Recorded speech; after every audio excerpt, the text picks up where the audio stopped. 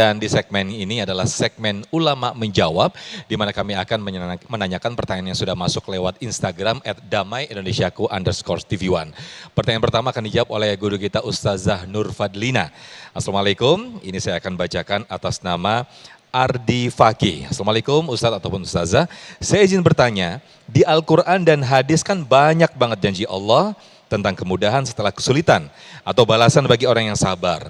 Tapi kok rasanya kemudahan itu nggak datang-datang ya? Apa saya salah baca atau salah paham janji itu? Sampai saya jadi sering putus asa nih Ustazah. Bagaimana Ustazah Lina? Fadhal Ustazah. Bismillahirrahmanirrahim. Tidak ada yang salah baca atau salah paham ya. Mungkin belum saja menemukan hikmah-hikmahnya. Bismillah, jadi mungkin itu juga menjadi pertanyaan banyak dari kita. Mungkin sering muncul dari kita semua merasa di mana kemudahannya, kapan kemudahannya akan datang, kapan pertolongan Allah akan datang, kapan solusinya akan datang, kapan akan selesai semua cobaan ini. Itu pertanyaan yang lumrah dari semua kita sebagai manusia. Maka ingatlah janji Allah yang Allah ulang dan Allah tegaskan 2 kali. Fa inna ma'al usri yusra, inna ma'al usri yusra. Sesungguhnya bersama kesulitan pasti ada kemudahan.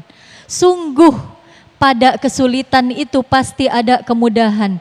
Yakini bahwa Allah pasti akan memberikan pertolongan. Allah akan memberikan kemudahan. Allah akan berikan jalan keluar. Mungkin dalam bentuk lainnya.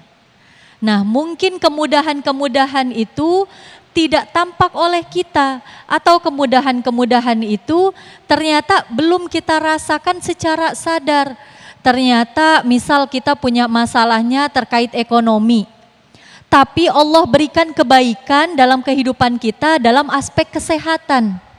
Nah, itu juga hal yang harus kita syukuri. Nikmat kesehatan yang wajib kita syukuri, yang jangan sampai kita kufur. Karena kita ingin menyerah tadi, karena kita mencari-cari hal yang kurang, kita kufur mengingat nikmat Allah yang sudah Allah berikan. Allah berikan kesehatan, tapi kita mencari-carinya yang bagian ekonominya saja. Nah, atau mungkin kemudahannya nanti di masa depan. Allah akan berikan kemudahannya ketika kita berproses ikhtiar, kemudian berproses untuk bersabar. Maka kuncinya tadi kalau kita dalam menghadapi kehidupan, yang pertama kita syukur dulu. Apapun kondisinya, apapun yang Allah berikan, syukur dulu. Habis syukur kita sabar. Sabar itu tak ada batasnya, tak ada jedanya, tak ada habisnya Pak Bu. Adik-adik sekalian, memang harus sabar dalam menghadapi kehidupan. Sabar, sesudahnya baru kita bertawakal. Setelah kita bertawakal, insya Allah akan kita temukan hikmah-hikmah. Mengapa saya diberikan kondisi yang tidak ideal, nanti ketemu hikmahnya belakangan insya Allah. Baik, Masya Allah, terima kasih. Yang perlu jadi catatan adalah janji Allah itu pasti ya. Cuman kita selama ini mungkin sering mencari-cari rezeki itu identik dengan materi, uang. Bahwa tidak sadar sesungguhnya kesehatan itu juga rezeki yang luar biasa begitu Ustazah Lina ya.